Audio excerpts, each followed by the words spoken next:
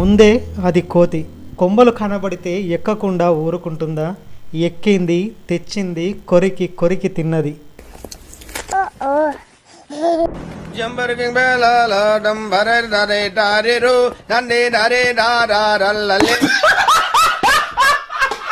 ఇక్కడ నీకు ఎవడు ఫ్రీగా సహాయం చేయడు. ఒక చేతితో సాయం చేస్తే రెండో చేతితో నీ దగ్గర నుంచి ఏం లాక్కోవాలా అని ఆలోచిస్తాడు. లేదా వాడు నీకు సాయం చేయడం వెనుక వాడికి ఇంకేదైనా అవసరం ఉండి ఉండవచ్చు. మన 100 డేస్ ఛాలెంజ్లో ఇది డే 17.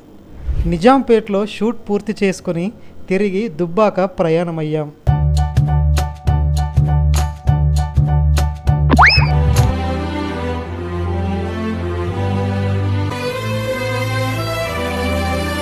ప్రతి ప్రయాణం ఏదో ఒకటి నేర్పుతుంది. నేర్చుకోవాలి అనే జిజ్ఞాస మనలో ఉండాలి, అంతే.